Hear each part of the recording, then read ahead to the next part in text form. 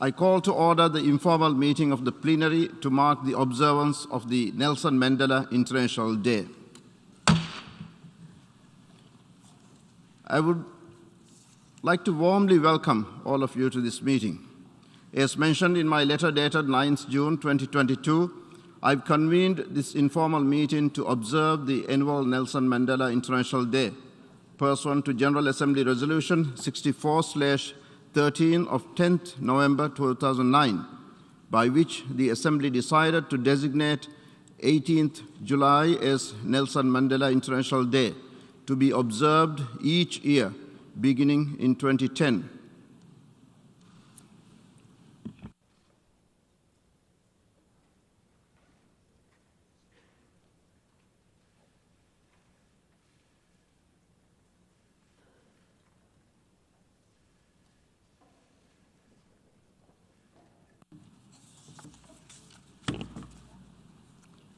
Excellencies, distinguished delegates, ladies and gentlemen, I thank you for joining the annual celebration of Nelson Mandela International Day, honoring the life and legacy of Mandela Nelson Mandela.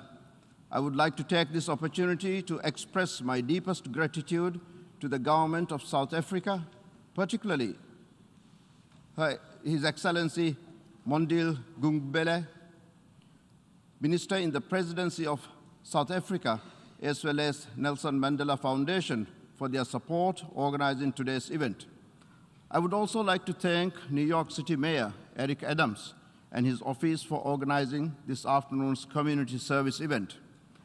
Giving back to our communities aligns with everything that Mandela stood for, and we appreciate this opportunity.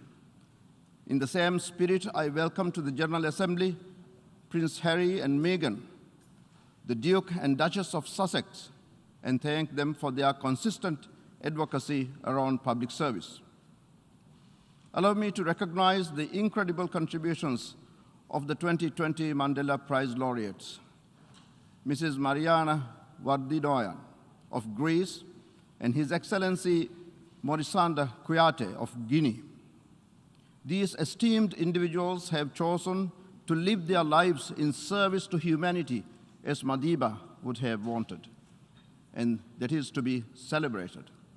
My dear friends, we are gathered here not only to celebrate the memory of a man who devoted his entire life to the pursuit of equality and freedom for all, but to follow in his footsteps and honor his legacy by emulating his lifelong service to humanity. Today, we pay tribute to Madiba's legacy and recognizing how far our world has come since he began his life 140 years ago, remembering the innumerable battles fought and won in the name of justice and peace. Madiba's fight against apartheid was in fact a fight for a better world in which the freedom, justice, and dignity of all were respected. He called for peace, social justice, equality, and human understanding throughout his life. No one is born hating another person because of the color of his skin, or his background, or his religion. Madiba said in his book, Long Walk to Freedom. He fought for the rightful dignity and equality of every person, and he advocated for engagement and solidarity across borders. In times of turmoil, Madiba's life teaches us to choose dignity over humiliation, to speak up during injustice, and to forgive rather than hate. He once said, "To be free is not merely to cast off one's chains, but to live in a way that respects and enhances the freedom of others." Madiba's life is a testament that sustainable conflict resolution requires more than an end to violence. It depends on justice and compassion. This was amply reflected in the Truth and Reconciliation Commission, which was formed in South Africa to promote reconciliation and forgiveness among both the perpetrators and the victims of apartheid.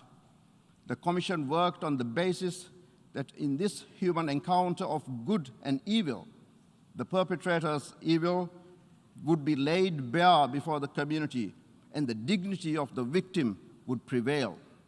My dear friends, Madiba's legacy as an outspoken and untiring advocate for democracy, freedom, and equality has been and continues to be an inspiration. He saw democracy as a system based on equality and respect for human dignity, a leadership based on humility, and a citizenry based on active participation. Madiba recognized early on in his presidency that no major political achievement is possible without gender equality. In 1994, at the opening of the first parliament, Madiba declared, "Freedom cannot be achieved unless women have been emancipated from all forms of oppression." Madiba was of the view that as long as women are bound by poverty and as long as they are looked down upon, human rights will lack substance. Overseeing the drafting of the South African Constitution, Madiba called for imprinting firm principles upholding the rights of women in the supreme law of the land, firm principles. It is indeed an ode to Madiba that today 46.5% of South African parliamentarians are women. My dear friends, Mandela believed that youth are the rock on which the future is built. He believed that children have a right to be whatever they want to be, and that they can achieve this only if they are given the space to dream and live out their dreams. He also believed that the youth can use the power of education to change the world. He called upon the youth of the world to be scriptwriters of their own destinies and feature themselves as stars that showed the way towards a brighter future. He founded Nelson Mandela Institute for Rural Development and Education in Eastern Cape to improve access to quality education in rural areas through teacher and leadership development, community mobilization, and through building strong and lasting public institutions. My dear friends, Madiba was also an environmentalist.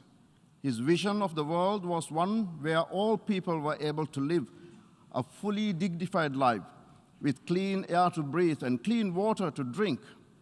At a personal level, he was also deeply connected to the earth. Commenting on the small patch of vegetable garden that he was allowed to grow in prison, Madiba said that the sense of being the custodian of this small patch of earth offered a small taste of freedom.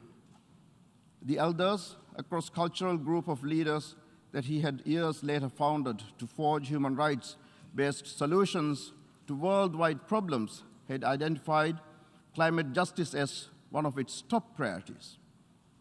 At a time when we still fight in the COVID-19 pandemic, it is useful to recollect the fight against AIDS that Madiba had launched through his foundation, 4,664 initiative, and the series of AIDS benefit concerts. My dear friends, from conflict to climate change, humanity is confronted with great challenges which, if left unanswered, could threaten the very planet we wish to leave to our children. At this very moment, we are witnessing a war and conflict unseen in generations, a continued global pandemic, global food security crisis, rising costs of living, and rampant inequality, and the ever-present danger of a climate crisis. Any one of these challenges is disconcerting. Taken together, it is likely a critical mass, spreading anxiety, frustration, and despair. But my friends, this is not the time for despair. No matter the challenges and obstacles, we must persevere with conviction, with determination, and with hope. This is what Madiba would have wanted, what he himself fought for. Madiba once again remarked, even if the task seems impossible, do not give in to fatalism or despair. Otherwise, you will do nothing, and there will be no chance of positive social change. To fully honor him today, we must channel our perseverance. We must turn to each other for comfort. We must find solace in our peers, in our sisters and brothers across the globe. We must have faith in science, in innovation, in human solidarity, and we must believe that together we can overcome these challenges. Madiba said, "Peace is not just the absence of conflict. Peace is the creation of an environment where all can flourish regardless of race, color, creed, religion, gender, class, caste, or any other social markers of difference. Excellencies, ladies and gentlemen, as we prepare for this afternoon's community service event, let us recall the wise words of Madiba. It is in your hands to make a better world for all who live it.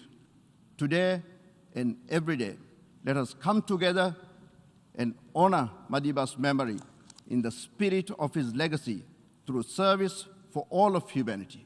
I thank you.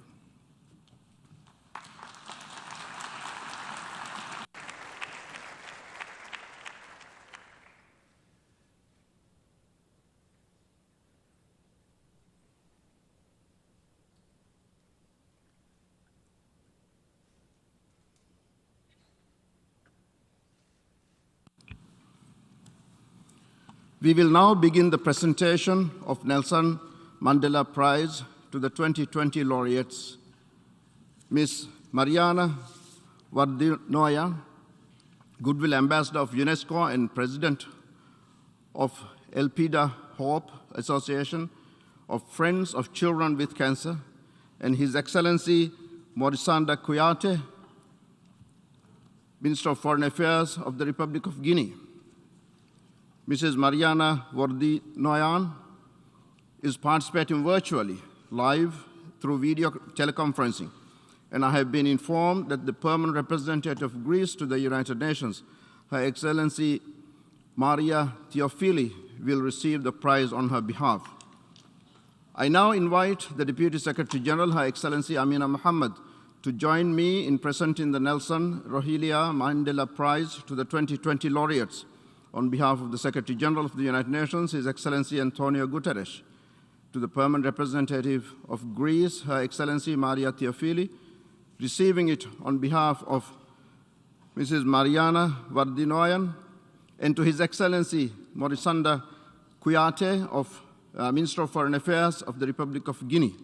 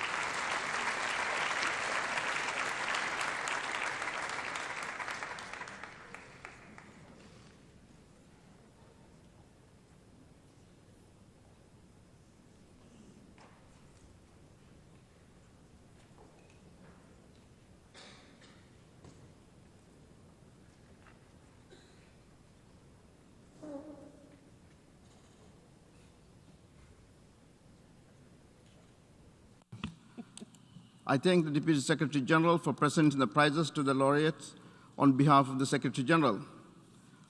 I congratulate Mrs. Marianna Vardinoyannis and His Excellency Morissanda Kouyate, the laureates of the United Nations 2020 Nelson Mandela Prize. I now invite Mrs. Marianna Vardinoyannis of Greece, Goodwill Ambassador of UNESCO, President of Elpida Hope Association of Friends of Children with Cancer, and Laureate of the United Nations 2020 Nelson Mandela Prize to make a statement via video conferencing.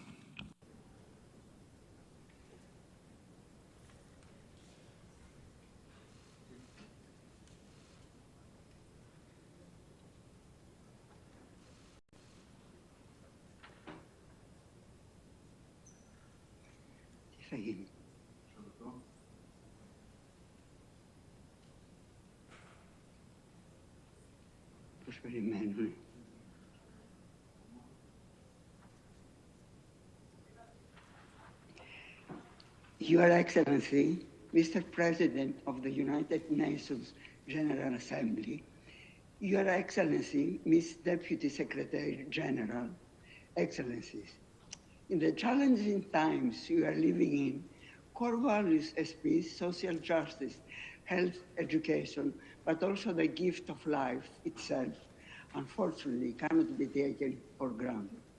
The fight for protecting human rights is more important than ever, and symbols who dedicate their lives in the protection of human rights, like Nelson Mandela did, became the shining light to guide our paths.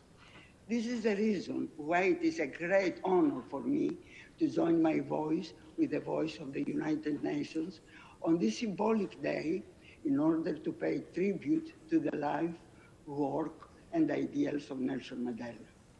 I feel truly blessed that my action, life path, and beliefs brought me close to this legend.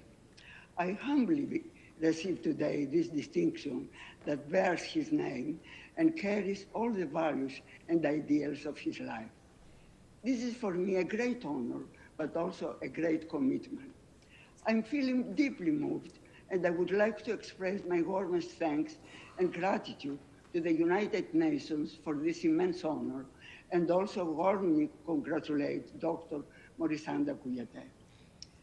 This highly significant distinction is a recognition for my fight against childhood cancer and my foundation's work for the defense of human rights in education and society. A true honor for me, but also for my home country, Greece, and the Greek people who have supported my work and humanitarian efforts. This award belongs to the thousands of children that became our source of strength throughout our struggles against childhood cancer for more than 30 years. Children from Greece, Balkans, Mediterranean, Africa, and beyond are our everyday heroes. And our pediatric oncology hospital in Athens, one of the most advanced hospitals in Europe, in our significant accomplishment towards our vision for a world without borders in children's health. In order to protect children's health, our hospital is always ready to respond to any international call for help, like we recently did for the children with cancer from Ukraine. The United Nations Development Goals, as well as UNESCO's priorities for education, peace, human rights, cultural heritage, and dialogue among civilizations, are the cornerstones of our foundation for supporting vulnerable groups like as refugees and homeless people, and also for bringing human rights education in the Greek schools to provide students with noble examples and new opportunities. In my 35 years of action, I have always tried to pay service to humanity, to make a difference in other people's life, like Mandela in his wise words said. Nelson Mandela International Day 2022 is a great opportunity for the world to receive an ecumenical message for peace and international cooperation from the heart of the United Nations.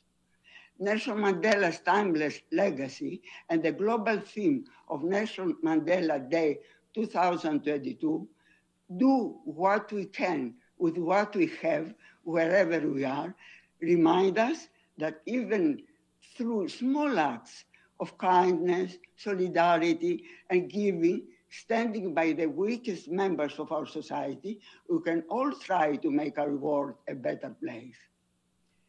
Nelson Mandela changed the human history, changed the human mind and the lives of millions of people. Let the power of his soul, his visions, and his values guide our steps.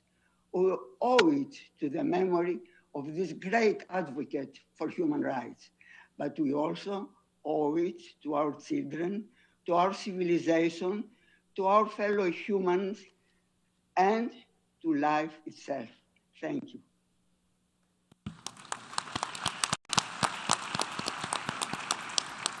I thank Mrs.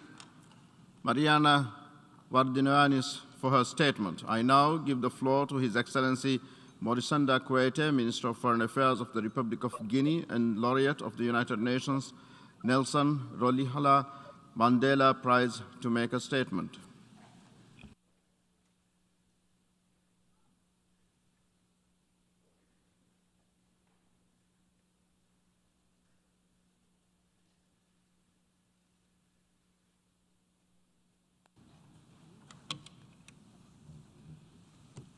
Excellences, Monsieur Abdullah Shahid, Président de l'Assemblée générale des Nations Unies, Excellences Madame Amina Mohamed, Secrétaire général adjoint des Nations Unies, Excellences Monsieur Mondli Gungubele, Ministre de la Présidence de la République de l'Afrique du Sud, Excellences, Mesdames et Messieurs les représentants des groupes régionaux, Excellences, Mesdames et Messieurs les ambassadeurs, Monsieur Eric Adams, maire de la ville de New York, Prince Harry et Madame, Duc de Sussex, chère Madame Marianna Vardinoyannis, honorables invités, Mesdames et Messieurs, permettez-moi tout d'abord d'exprimer à mon nom propre, au nom de ma famille et au nom de mon pays, la République de Guinée, ma profonde gratitude à l'Organisation des Nations Unies,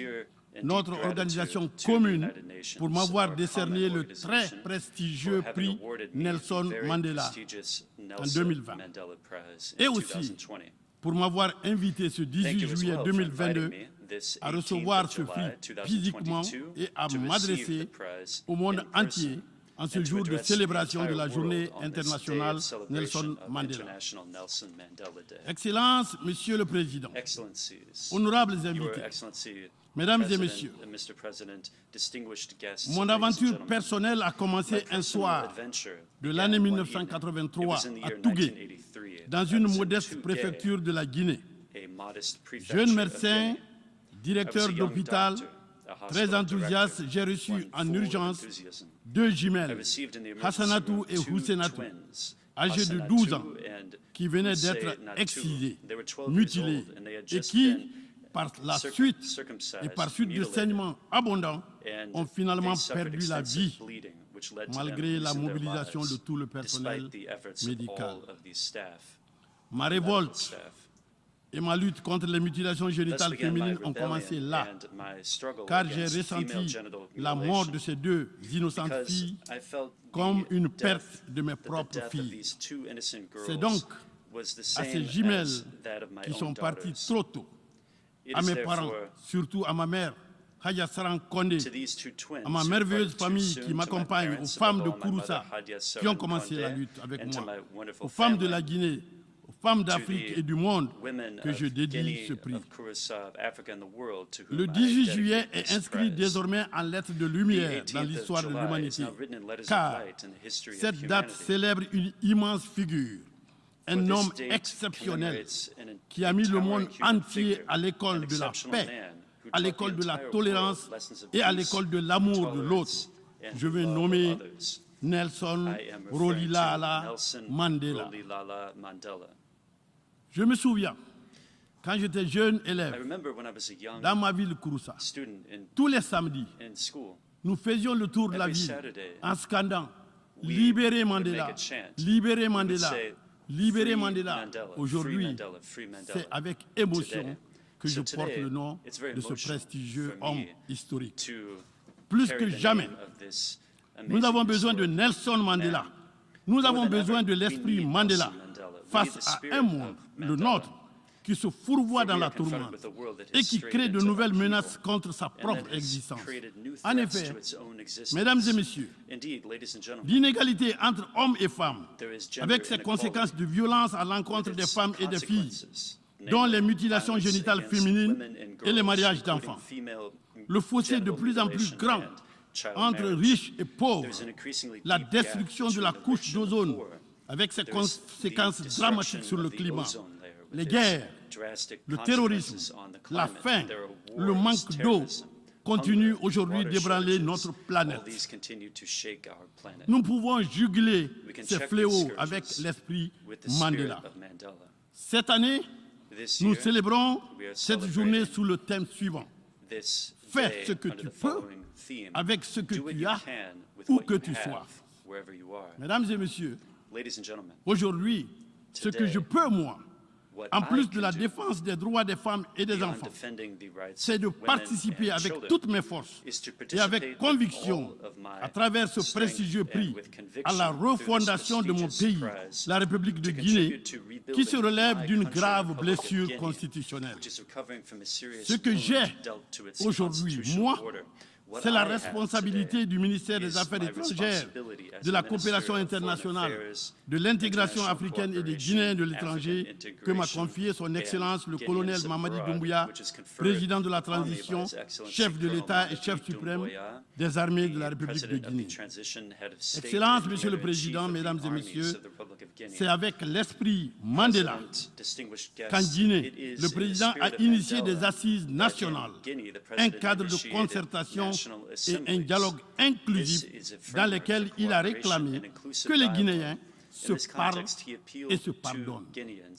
C'est pourquoi, d'ici, de ce toit du monde, je lance un pressant appel à la responsabilité, à la compréhension et au discernement des organisations sous-régionales, régionales et internationales, et de tous les pays que vous représentez ici, envers la République de Guinée, dans son combat contre la corruption, dans son combat pour la justice et la refondation de l'État, après une grave violation de ces lois qui a abouti au changement salutaire du 5 septembre 2021.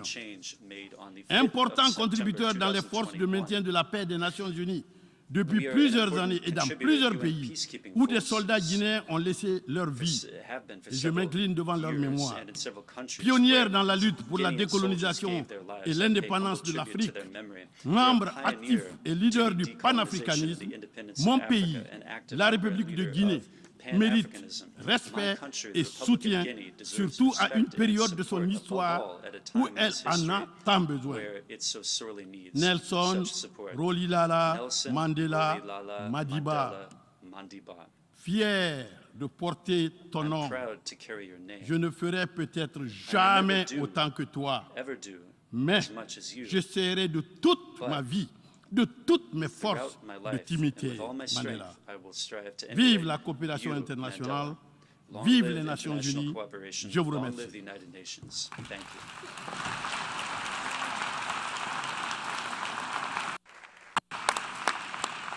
I thank Dr. Morissanda Kouyate for his statement. I now give the floor to the Deputy Secretary General of the United Nations, Her Excellency Amina Mohammed, to make a statement on behalf of the Secretary General.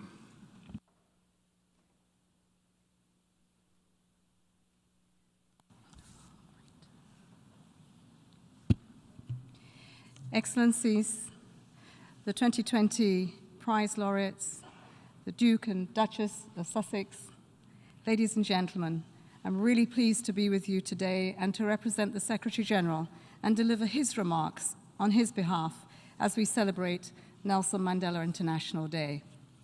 And his message is, today, the world honors a giant of our time, a leader of unparalleled courage and towering achievement, and a man of quiet dignity and deep humanity. Nelson Mandela was a healer of communities and a mentor to generations. He remains a moral compass and a reference to us all. Madiba walked the path to freedom and dignity with steely determination and with compassion and love. He showed that each and every one of us has the ability and responsibility to build a better future for all. Our world today is marred by war, overwhelmed by emergencies, blighted by racism, discrimination, poverty and inequalities, and threatened by climate disaster. Let us find hope in Nelson Mandela's example and inspiration in his vision.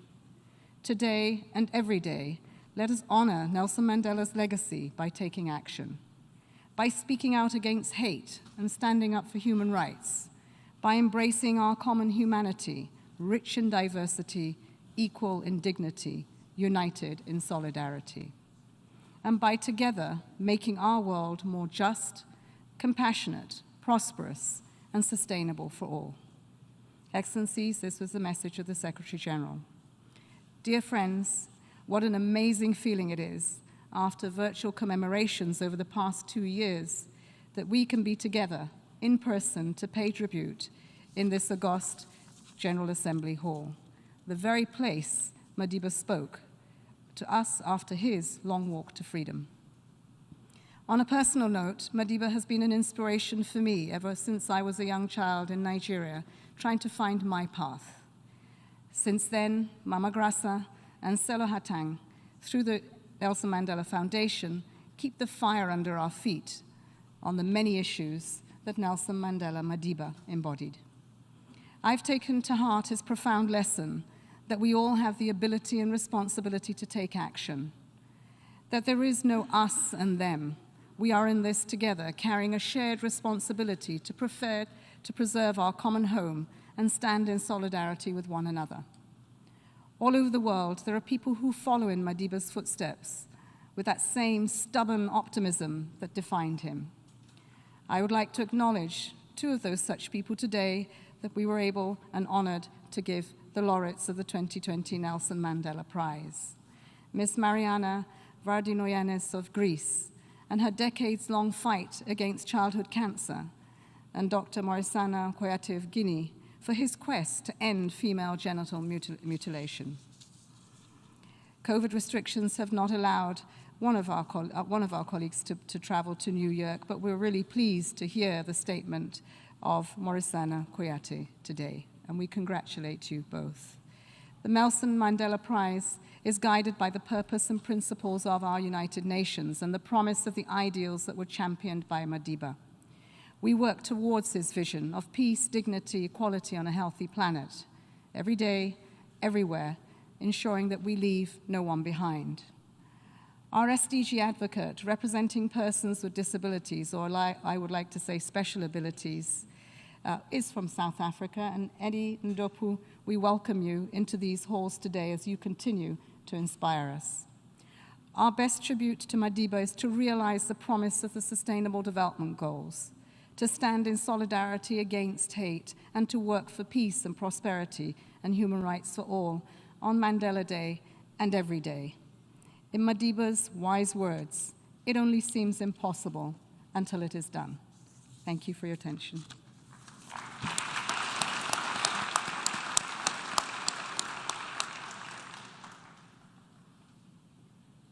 I thank the Deputy Secretary General for her statement.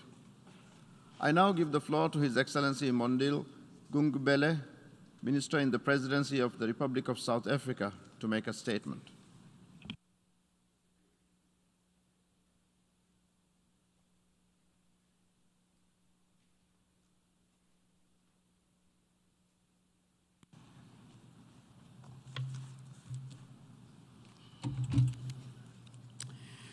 Your Excellency, Mr. Abdullah Shahid, President of the General Assembly, Your Excellency, Ms. Amina J. Mohammed, Deputy Secretary General of the United Nations, the Duke and the Duchess of Sussex, Prince Harry, and Ms. Meghan Markle, the United Nations Nelson Mandela Prize to the 2020 laureates, His Excellency, Dr. Morissanda Kouyate, and also Minister of Foreign Affairs of Guinea, and Ms. Marianna Vardinoyannis of Greece.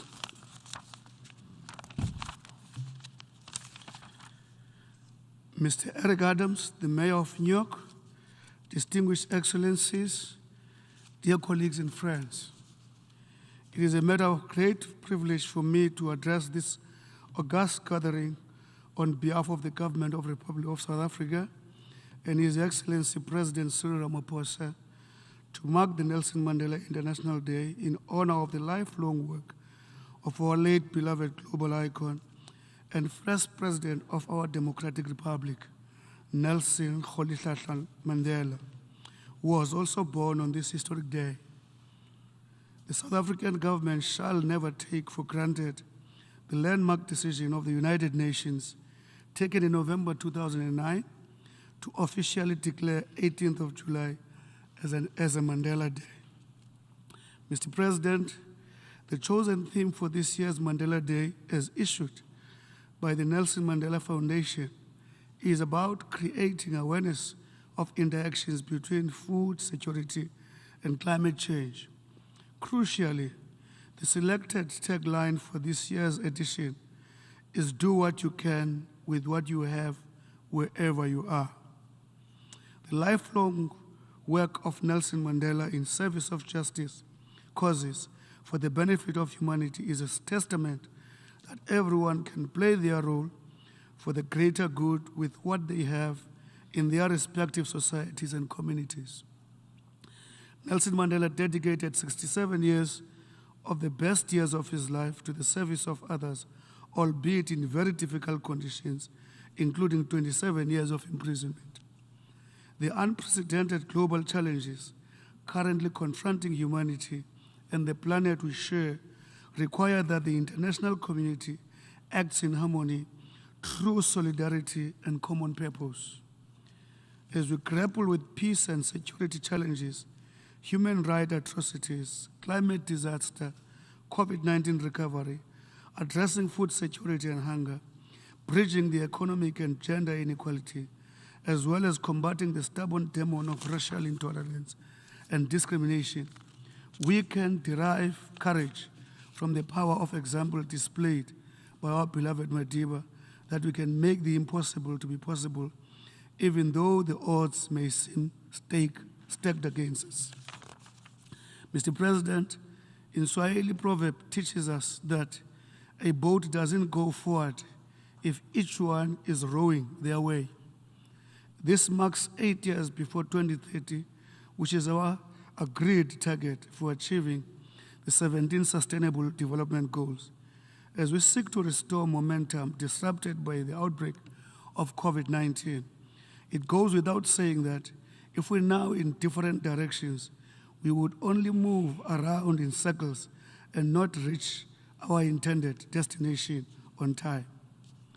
To assess the weight of the Herculean task before us regarding the implementation of SDGs, I wish to isolate those SDGs that talk to the theme of this year's Mandela, namely Goal 2, on ending hunger, achieving food security, and improve nutrition, and promote sustainable agriculture, and Goal 13, on taking urgent action to combat climate change and its impacts.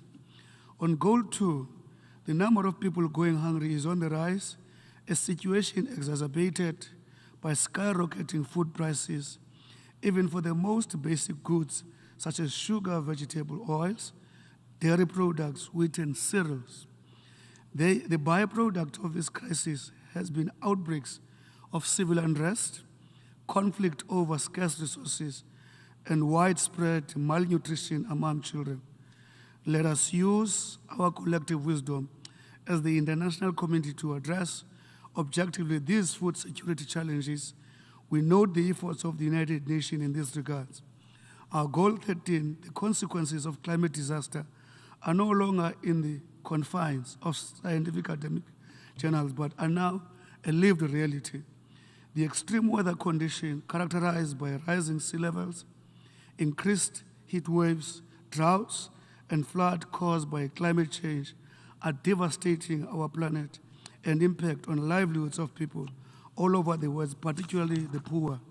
For the sake of the future generation, we urgently need to adhere to our great international commitments to guarantee food security as well as ensure that we limit global warming to 1.5 degrees Celsius. This we can achieve if we all row in the same direction as the wisdom in the Swahili proverb urges us to do if we want meaningful results. We will not be able to achieve our noble objectives without peace in the world. Nelson Mandela would have urged the international community during this period to invest more in diplomacy, mediation, and peaceful resolution of all conflicts. He would have abhorred any attempts to prolong instead of stopping conflict. It is disheartening to know that, as the United Nations General Secretary has reminded us, the world today faces more violent conflicts than at any period in the past 7 decades, and 2 billion people live in conflict-ridden areas. Mr. President, as I conclude, I wish to remind this august gathering that Nelson Mandela's life was synonymous with painful struggle but never relented in the face of adversity. Rather, he understood that making the world a better place than you had found it was very noble and gratifying endeavor. Most importantly, Nelson Mandela accepted that committing yourself to struggle was a lifelong obligation when he said, I quote, "After climbing a great hill, one only finds that there are many more hills to climb." I thank you.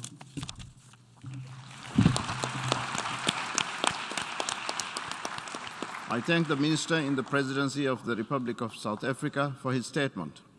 I now give the floor to Mr. Eric Adams, Mayor of the City of New York, to make a statement.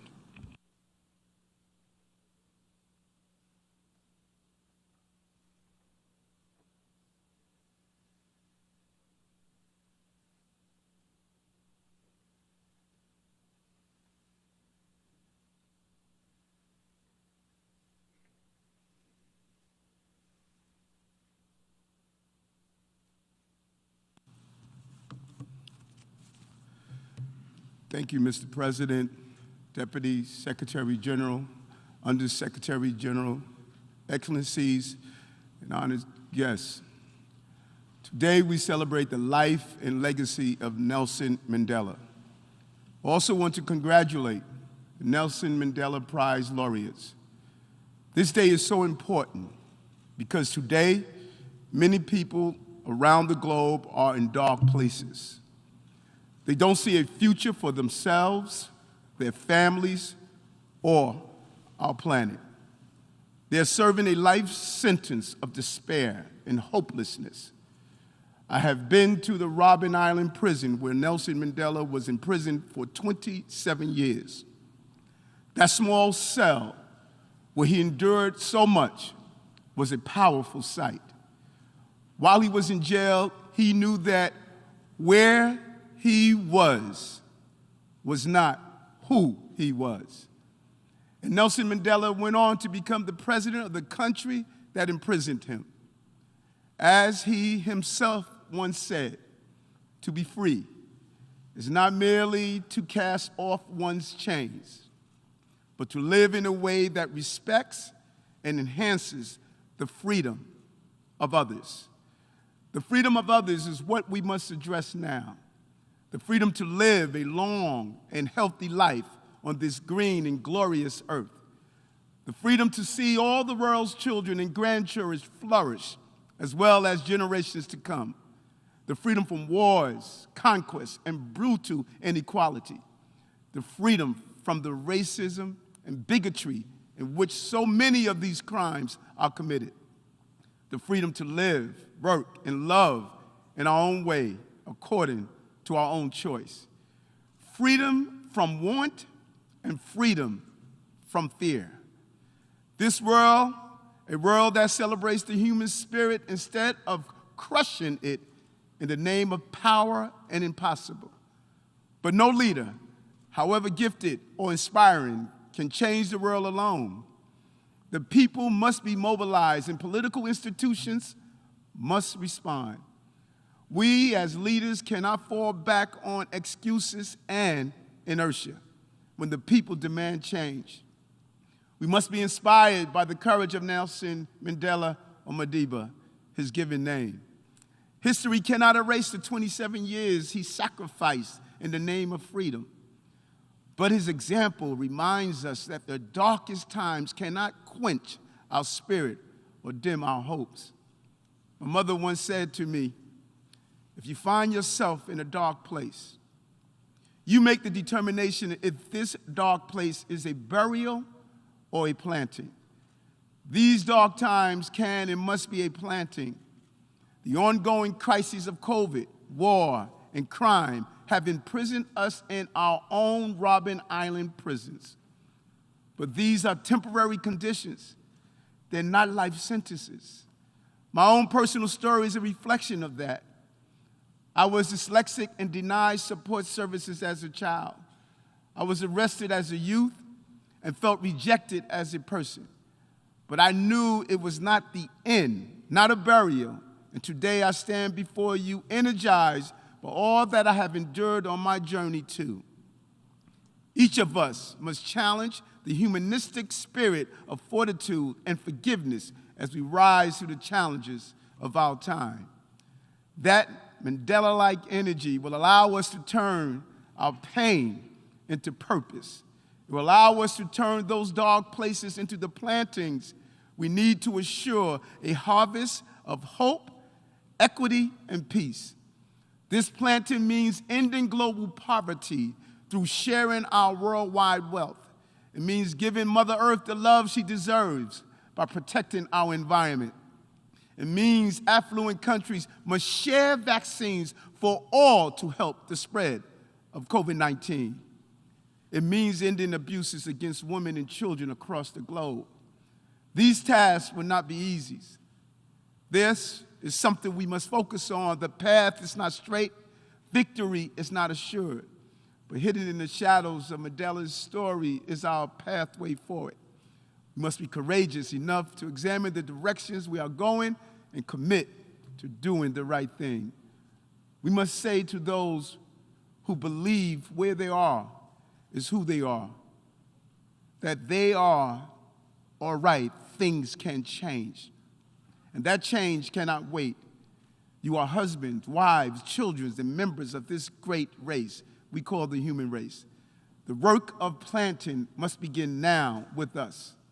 We must make sure the harvest feeds the hopes and dreams of all in the years to come.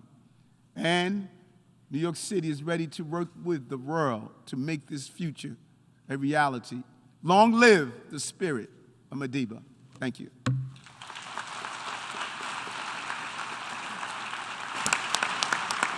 I thank the Mayor of the City of New York for his statement. I now invite Prince Harry, the Duke of Sussex, who will deliver a keynote statement.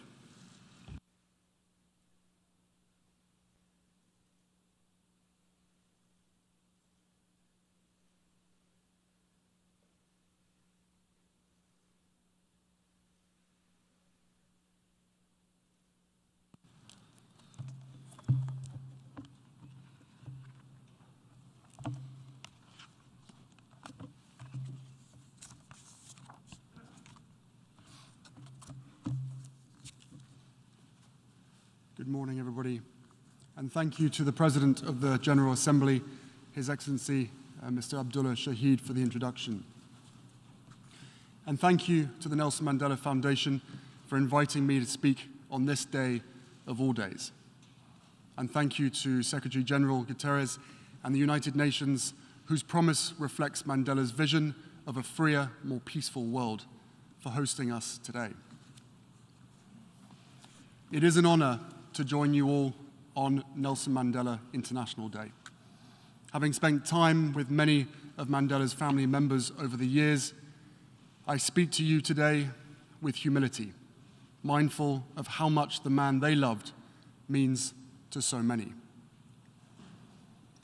Those of us not fortunate enough to know Mandela well have come to understand the man through his legacy, the letters he wrote alone in his prison cell, the speeches he delivered to his people, and those incredible shirts that he sported. We've also come to know him through the photographs of a person who, even when confronting unimaginable cruelty and injustice, almost always had a smile on his face. For me, there's one photo in particular that stands out. On my wall, and in my heart every day is an image of my mother and Mandela meeting in Cape Town in 1997. The photo was presented to me by the late Archbishop Desmond Tutu, whose friendship and inspiration were their own treasured gift. My wife and I had the honor of introducing our 4-month-old son to him back in 2019. But when I first looked at the photo, straight away what jumped out was the joy on my mother's face, the playfulness, cheekiness even, the pure delight to be in communion with another soul so committed to serving humanity. And then I looked at Mandela. Here was a man with the weight of the world on his shoulders, asked to heal his country from the wreckage of its past and transform it for the future. A man who had endured the very worst of humanity, vicious racism and state-sponsored brutality. A man who had lost 27 years with his children and family that he would never get back. 27 years. Yet in that photo and so many others, he is still beaming, still able to see the goodness in humanity, still buoyant with a beautiful spirit that lifted everyone around him. Not because he was blind to the ugliness, the injustices of the world, no, he saw them clearly. He had lived them, but because he knew we could overcome them. In our own time, a time of global uncertainty and division, when it's all too easy to look around and feel anger or despair, I've been inspired to go back to Mandela's writings for insight into how this could be, how he could experience so much darkness and always manage to find the light. There I found a few lines that stopped me in my tracks. In a letter from prison, he wrote, "I feel my heart pumping hope steadily to every part of my body, warming my blood and pepping up my spirits. I am convinced that floods of personal disaster can never drown a determined revolutionary. To a freedom fighter, hope is what a lifebelt is to a swimmer, a guarantee that one will keep afloat and free from danger." It moved me even more when I saw the date, August 1st, 1970, 7 years into Mandela's imprisonment, not even 1/3 of the way through. In those circumstances, how many of us would have lost hope and let our lifebelts slip away? How many of us would have been broken by a system designed to do exactly that? And let's be honest, how many of us are in danger of losing those lifebelts right now? How many of us feel battered, helpless, in the face of the seemingly endless stream of disasters and devastation? I understand. This has been a painful year in a painful decade. We're living through a pandemic that continues to ravage communities in every corner of the globe. Climate change wreaking havoc on our planet, with the most vulnerable suffering most of all. The few weaponizing lies and disinformation at the expense of the many.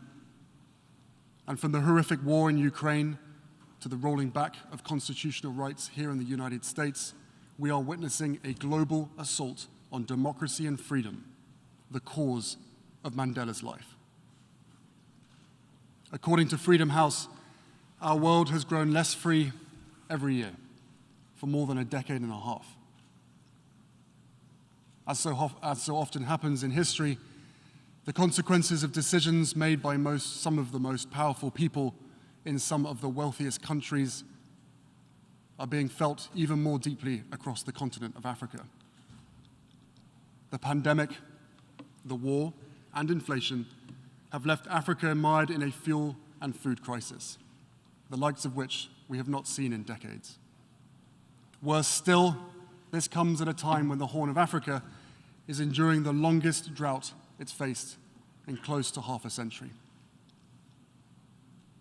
and what is happening in Africa is not an isolated event. The drought there is a reflection of extreme weather we are seeing across the globe. As we sit here today, our world is on fire, again. And these historic weather events are no longer historic. More and more, they are part of our daily lives. And this crisis will only grow worse unless our leaders lead. Unless the countries represented by the seats in this hallowed hall make the decisions, the daring, transformative decisions that our world needs to save humanity. These decisions may not fit with the agendas of every political party. They may invite resistance from powerful interests. But the right thing to do is not up for debate, and neither is the science. The only question is whether we will be brave enough and wise enough to do what is necessary. So yes, this is a pivotal moment. A moment where multiple converging crises have given way to an endless string of injustices. A moment where ordinary people around the world are experiencing extraordinary pain. And in this moment, we have a choice to make. We can grow apathetic, succumb to anger, or yield to despair, surrendering to the gravity of what we're up against. Or we can do what Mandela did, every single day inside that 7 by 9 foot prison cell on Robben Island, and every day outside of it too. We can find meaning and purpose in the struggle. We can wear our principles as armor. Heed the advice Mandela once gave his son to never give up the battle even in the darkest hour, and find hope where we have the courage to seek it. Since I first visited Africa at 13 years old, I've always found hope on the continent. In fact, for most of my life, it has been my lifeline, a place where I have found peace and healing time and time again. It's where I felt closest to my mother and sought solace after she died, and where I knew I had found a soulmate in my wife. And it's where so much of my work is why my work is based there. Because despite continued hardship, there are people across Africa who embody Mandela's spirit and ideals, building on the progress he helped make possible. I see it in the communities fighting to save the Okavango Delta, defying the odds to protect their home and its biodiversity from big oil companies. I see it in the young girls who are forced out of school and into marriage in northern Nigeria, speaking out today so others may get a fuller chance to thrive tomorrow. I see it in the young entrepreneurs I met in Johannesburg, using their energy and creativity to launch businesses that serve their communities. I see it in World Central Kitchen, a partner of the Archwell Foundation, and their volunteers in Ukraine and around the world, fighting food insecurity one meal at a time. I see it in the vulnerable children of Lesotho and Botswana, orphaned by HIV, striving for a better future, which we support through our organization, Centre Bali.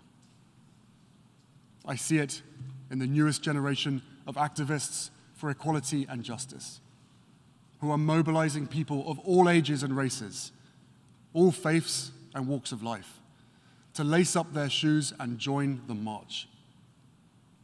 And I see it in the parents I meet around the world, as determined as Mandela was to give their children a better shot at a brighter future, to prioritize their own and their children's mental health and well-being, to reject old ideas and past prejudices, to heal from the past and build resilience for the present and future, because they know the price of inaction will be paid by the next generation. In their strength and in their deeds, Mandela's legacy shines as brightly as ever. They are my lifebelt. I hope they can be yours too. Because right now, the water is rising all around us. in some places, quite literally. So it's more important than ever that we seek a purpose greater than ourselves and get to work. After all, Mandela was not only a man of conscience, he was a man of action. He organized millions, inspired billions, joined hands not only with those who loved him, but those who had once jailed him, to build a better future for all. What Mandela understood was that true legacy transcends one's own needs and the passage of time. It defies the moment. Its relevance never ceases. Legacy does not belong to the self. It belongs to those it impacts. That doesn't mean he was perfect. No, he was something better. He was human. As he wrote in his autobiography, "I have made missteps along the way, but I have discovered the secret that after climbing a great hill, one only finds that there are many more hills to climb. I have taken a moment here to rest, to steal a view of the glorious vista that surrounds me, to look back on the distance I have come. But I can rest only for a moment, for with freedom comes responsibilities, and I dare not linger, for my long walk is not yet ended." It has been almost a decade now since Mandela's own walk on this earth finally reached its end. But what he taught us again and again is that it was never his walk alone. It was all of ours. It is all of ours. And what a beautiful gift, especially as a dad of 2 young children myself. The message that this world is meant to be shared. That the work of each generation is tied to those who came before and those who will come after us. That we have an obligation to give as much, if not more, than we take. And never shudder in the face of darkness, for hope is the fuel that courage requires.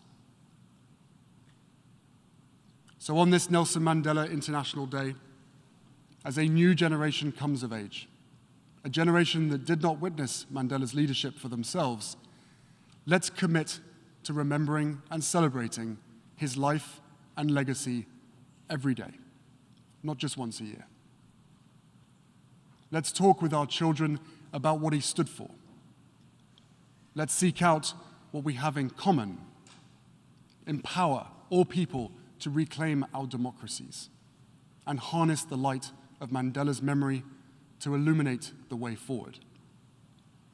Because if we can summon our own courage just as he did, if we can see one another's humanity just as he did, a better day will truly be on the horizon. Thank you.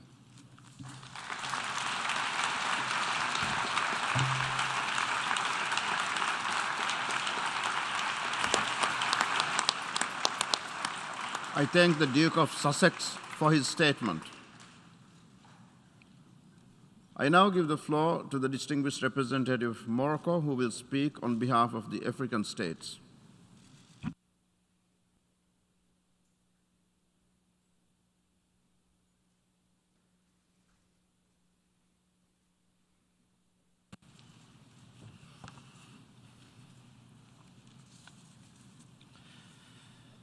Mr. President, Madame DSG, Mr. Ministers, Dukes of Sussex, ladies and gentlemen, I have the honor to deliver this statement on behalf of the African Group as we gather today to observe Nelson Mandela International Day.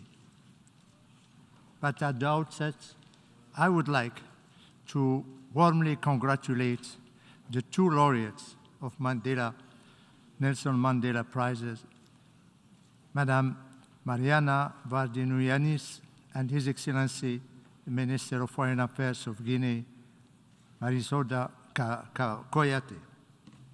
The African Group commends the Resolution 6413 of the General Assembly to honor President Mandela every 18th of July. and to recognize the enormous contribution he made to human rights, democracy, justice, and equality.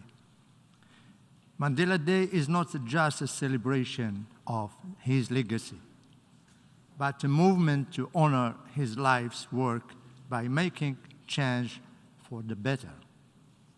In his life and his legacy, Mr. Mandela has advocated for the inherent dignity and equality of people, both within and between nations, regardless of race, nationality, or belief. He dedicated his life to the service of humanity by defending human rights, gender equality, tolerance, coexistence, living together, and fighting against racism, racial discrimination, xenophobia, and related intolerance. Today, we celebrate these ideals and his vision, and we call to promote them. On September 2018, world leaders gathered here at the United Nations headquarters for the Nelson Mandela Peace Summit. They adopted a political declaration committed to redoubling efforts to build a just, peaceful, prosperous, inclusive, and fair world, as they pay tribute to Nelson Mandela's qualities and service to humanity. They also recognize the period from 2019 to 2028 as the Nelson Mandela Decade of Peace. As we celebrate today his legacy and remember the ideals he lived for, we wish to salute Mr. Mandela for his leadership, personal integrity, humility, forgiveness, and compassion, acknowledging as well his contribution to the struggle for democracy, human rights, promotion of culture of peace throughout the world. In this regard, we wish to extend the greetings of the African Group to the government and people of South Africa and all peace-loving nations around the world, which had to overcome centuries of racial subjugation and continue to strive for a world of peace and equality, defined by solidarity rather than differences. South Africa becoming, therefore, a model not only for Africa, but for the whole world. The values of solidarity, humanity, reconciliation, and service to the ordinary people that Nelson Mandela practiced and contributed to throughout his life are the very foundation of the shared values of our African continent. The Mandela spirit has inspired the African leaders for the adoption of the 2063 Agenda of the African Union. The future we want for Africa, enshrined in this agenda, seeks to learn from the lessons of the past, build on the progress now underway, and strategically explore all possible opportunities available to ensure positive socio-economic transformation. The 2030 Agenda for Sustainable Development also commits us to leaving no one behind. The implementation of these agendas require a collective effort by all of us, as they have been inspired by spirit of the fight of Mr. Nelson Mandela. Therefore, the African Group calls on all leaders around the world to be guided by Madiba's dream for a non-racial, peaceful world where all people have equal opportunities to build a common and prosperous future for all, despite our diversity and differences of race, color, religion, belief, and level of development. The message behind Nelson Mandela International Day is simple. Each individual, and as it has been just said by Prince Duke of Sussex, every day, not only one day a year, every day, everybody, every individual has the ability and the responsibility to change the world for the better. Nelson Mandela himself said, and I quote, "It is in your hands to make a better world for all who live in it." End of quote. The life as well as the legacy of Mr. Mandela are universal and timeless message for the humanity, our humanity. Therefore, let us work hand in hand, closely together, with the aim to make Mandela's dream a reality. I thank you very much.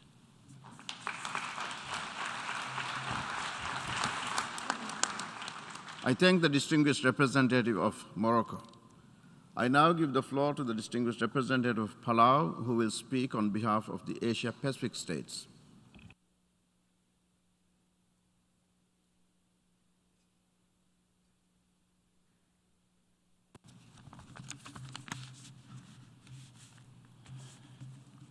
Mr. President, Ms. Deputy Secretary General, Excellencies, the Duke and Duchess of Sussex, and distinguished delegates.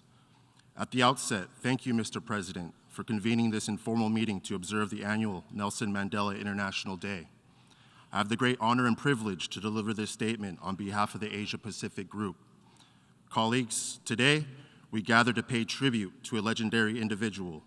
President Mandela was driven by an unshakable belief in the equity and equality of all people and his determination to overthrow the system of apartheid in South Africa. Despite serving 27 years in prison, he went on to become South Africa's first democratically elected president. His legacy is one of persistence and of hope and of the strength and resilience of the human spirit. Today, we come together to honor his work and reflect on the lessons of his life that one person, through humility, forgiveness, compassion, and the promotion of peace, can change the world for the better. While his struggle was particular to South Africa at its onset, it came to embody the universal aspirations of people around the world, their hopes for a better life, and the possibility of moral transformation in human relationships. Through sacrifice, unwavering leadership, and perhaps most of all, through moral example, President Mandela demonstrated that it is possible to heal divisions through a firm commitment to equity, peaceful dialogue, and the respect for the rule of law. What Nelson Mandela fought for is as relevant today as it was then. Today, societies are becoming more polarized. Hate speech and misinformation are confusing the truth, questioning science, and undermining democratic institutions. Widening inequality, political unrest, natural disasters and climate change, coupled with the COVID-19 pandemic, has rolled back gains in the global fight against poverty. It is more crucial than ever for us to work together in solidarity to overcome current and emerging challenges. Mr. President, it was in service of this long walk to freedom, justice, and equality that Nelson Mandela devoted his life. To reiterate the quote Madiba once said, "It is in your hands to make a better world for all who live in it." Let us continue to build on his legacy and renew our commitment to multilateralism, the UN Charter, international law, and the Universal Declaration of Human Rights. I thank you, Mr. President. I thank the distinguished representative of Palau. I now give the floor to the distinguished representative of St. Lucia, who will speak on behalf of the Latin American and Caribbean states.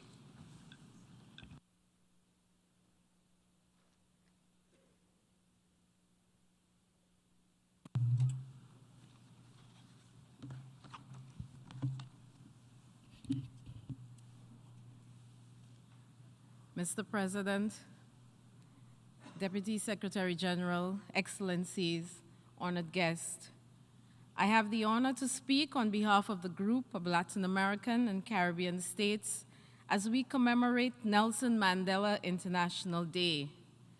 As we honor this consummate world leader who epitomized wisdom, strength, determination, and inspiration, we can also evaluate our own service to humanity as we walk in his tall shadow.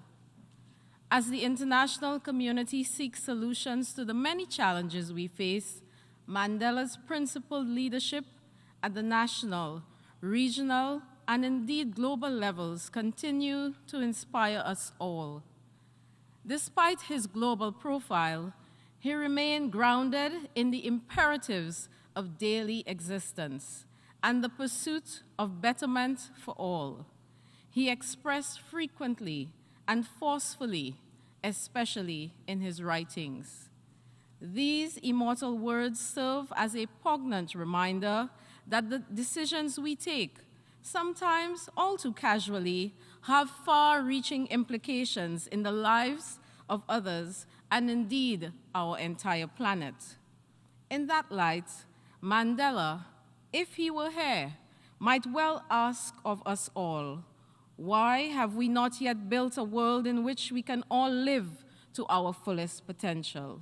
He posed such a question in this very hall. Let us use the lessons taught by Madiba as inspiration. The ideals of freedom, human dignity, and equality for all, embedded in Mandela's legacy, are of vital importance for the work of the United Nations in the common endeavor of building a better world. We recognize the global influence of Nelson Mandela and his active contribution to the promotion of multilateralism and peace, the value of tolerance, dialogue, and mutual understanding, the end of foreign occupation and the right to self-determination, the vital role of development, international cooperation and solidarity, the fight against racism, racial discrimination, xenophobia, and all forms of related intolerance, gender equality, the empowerment of women, and the rights of children, among many others.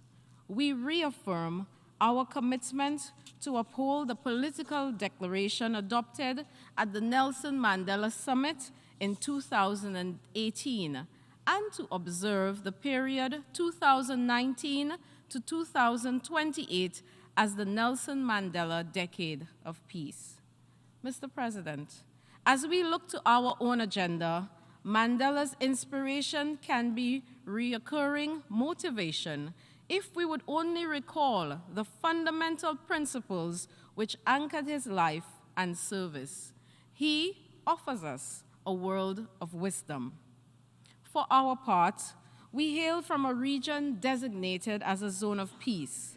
We believe a peaceful society is indispensable for all to thrive. We are and must be the architects of peace. We must all play our part. Mr. President, on Nelson Mandela International Day, we are inspired by his example. We reaffirm the purposes and principles of the Charter and the irreplaceable role of the United Nations to tackle present and future global challenges. On this day, we pay homage and express our appreciation for the life of a true global leader, global citizen, who to this day continues to inspire us all. He was a true statesman who embodied democratic ideals for freedom, equality, peace, social justice, integrity, and reconciliation.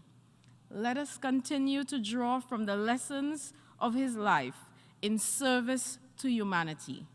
All that he fought for, all that he stood for, remains very much relevant today, particularly in our work here at the United Nations.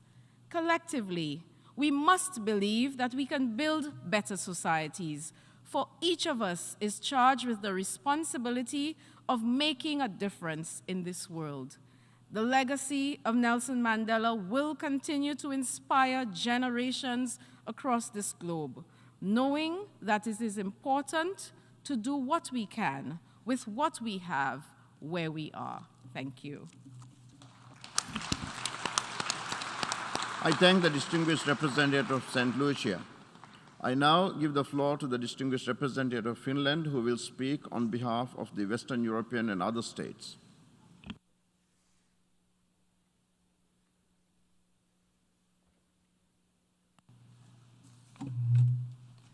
Mr. President, Madam Deputy Secretary General, Honorable Ministers, Duke and Duchess of Sussex, Excellencies, ladies and gentlemen. I have the honor to deliver this statement on behalf of the Western European and other states group on the occasion of the Nelson Mandela International Day. The purpose of this day is to honor Mr. Mandela's life and legacy with the aim to change the world for the better. This year's theme for the International Day is "Do what you can with what you have, wherever you are." This is reflective on the work of the United Nations, which has a wide presence globally, working across all its 3 pillars, from peace and security to human rights and development. Nelson Mandela taught us the importance of working together to improve the lives of all. He taught us to stop spreading hate and instead spread understanding and tolerance. Working through the United Nations, we have the opportunity and the ability to unify the peoples and governments of the world on this goal for humanity. We, as nations who are united, together with all other stakeholders and individuals, have the tools to drive positive change in the world. In practical terms, every one of us can make a difference. Sometimes it means stepping into someone else's shoes. Sometimes it means standing up for yourself or for someone else against injustices. For countries, it also means promoting human rights, working on peace mediation, and providing education, among other things. Excellencies, our collective vision for the world in 2030 has been set out in the 2030 Agenda for Sustainable Development.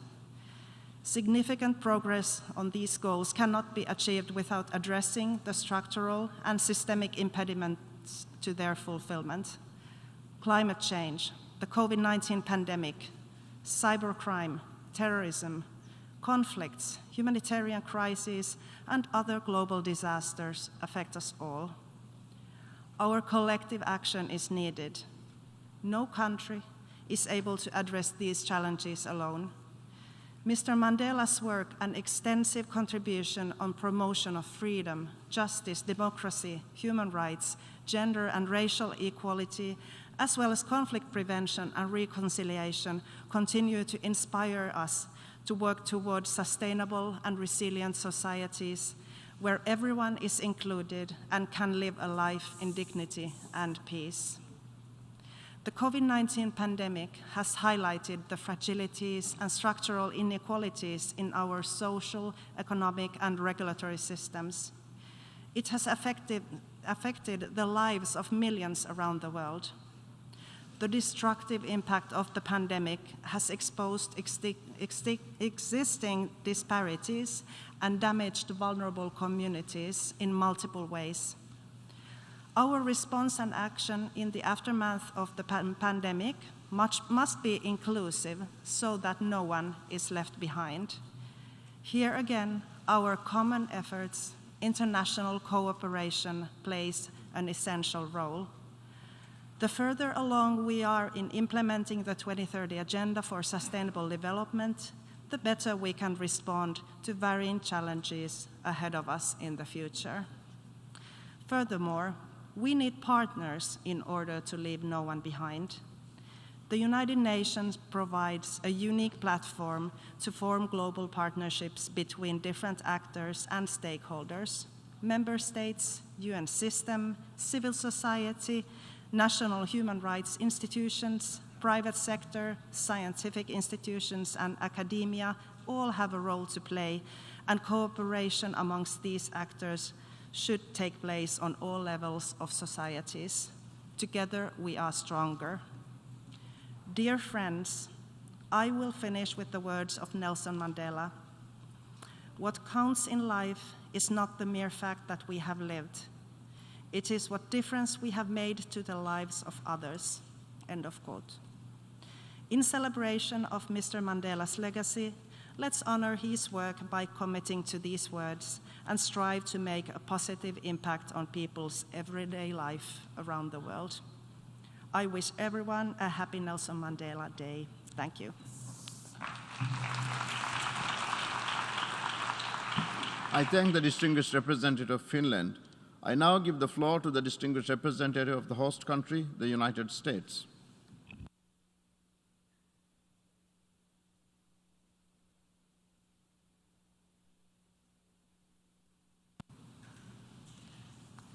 Thank you, Mr. President, Excellencies, honored guests.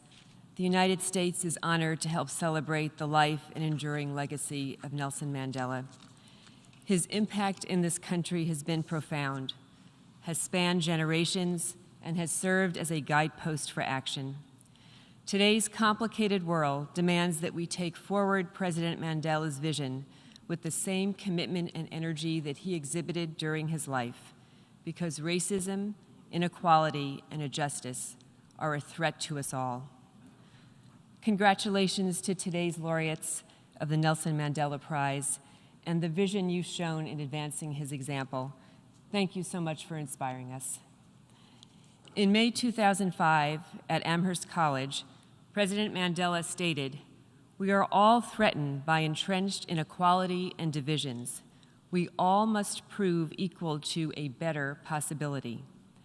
In the United States, we still have our work to do, but we've taken up this call both at home and abroad. On his first day in office, President Biden signed an executive order directing a government-wide effort to develop targeted plans to advance equity. In April of this year, more than 90 federal agencies released their first ever equity action plans, laying out strategies and commitments to address systemic barriers to equity in the United States. The United States has recently appointed its first special representative for racial equity and justice to advance the rights of persons belonging to marginalized communities and to combat systemic racism, discrimination, and xenophobia around the world. Last October, President Biden established the White House Gender Policy Council to ensure that gender equity and equality are at the forefront of America's domestic and foreign policy. And the United States works vigorously to support the robust engagement of civil society on issues related to equity, justice, accessibility, and inclusivity. Despite our promising efforts, there's more to do. We must comprehensively tackle the complex challenges of this moment, including the impacts of COVID-19, climate change, food insecurity, health disparities, emerging technologies, and economic dislocation on marginalized populations and those left behind. We must also work to restore trust in global institutions, strengthen democracy worldwide, and accelerate our work to combat racism, inequality, and all forms of intolerance, and we must do this with great urgency. As Nelson Mandela stated, our ideals and compassion must be matched by our actions. By unifying our efforts and centering equity and justice in our global affairs, we can do what we can with what we have, wherever we are, in pursuit of a more just and equal world. Thank you very much. I thank the distinguished representative of the United States. Before concluding, and as announced in my letter dated 12th July, I would like to invite members to participate in the traditional Nelson Mandela International Day public service activity, which will take place from 1 to 3:30 p.m. today in the Thomas Jefferson Park in East Harlem. The informal meeting of the plenary on the observance of the annual Nelson Mandela International Day is now concluded. The meeting is adjourned.